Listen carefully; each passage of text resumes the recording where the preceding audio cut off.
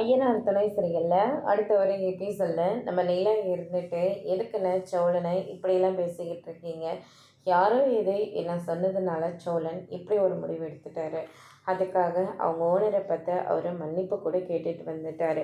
அது மட்டும் இல்லை, சோழனை மறுபடியும் வேலைக்கு கூட சேர்த்துக்கிறதா சொல்லிட்டாரு. தேவையில்லாமல் மறுபடியும் சோழனை நினச்சி நீங்கள் டென்ஷன் ஆகாதீங்க, விடுங்கன்னு. என்ன நடக்கணுமோ அது கண்டிப்பாக நடந்து தான் தீரும். இதுக்கு மேலே நீங்கள் கவலைப்படாதீங்க, சோழன் இனிமேல் பொறுப்பாக இருப்பார் அப்படியே சொல்லிட்டு நம்ம நிலா சொல்லிடுறாங்க.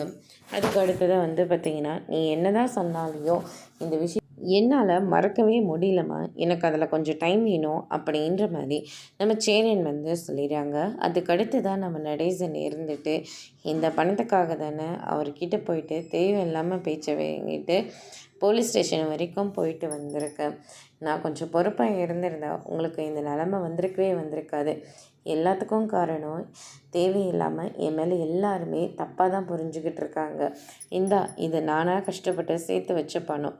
இந்த பணத்தை வச்சு உன் பொண்டாட்டிக்கு நீ என்னெல்லாம் செய்யணும்னு ஆசைப்பட்றியோ எல்லாத்தையுமே நீ செஞ்சு கொடு அப்படின்னு சொல்லிட்டு கையில் கொஞ்சம் பணத்தையும் கொடுக்குறாங்க. அதே நேரத்தில் சோழனோட ஓனர் நேராக சோழனை பார்க்குறாங்க. உங்ககிட்ட இந்த பணத்தை நான் அப்போவே கொடுத்துருக்கணும், தெரியாமல் தப்பு பண்ணிட்டேன். கார் வாங்கணுன்ற ஆசையில் நான் உன்னை புரிஞ்சுக்காமல் போயிட்டேன். ஆனால் இப்போ காரும் கை மாறி போயிடுச்சு. உன்னோட எதிர்பார்ப்பும் எனக்கு புரியுது. இந்த பணம் அப்படின்னு சொல்லிட்டு பணத்தை கொடுக்குறாங்க. அதோடு இன்றைக்கான பிரம்ம முடிச்சிருக்காங்க.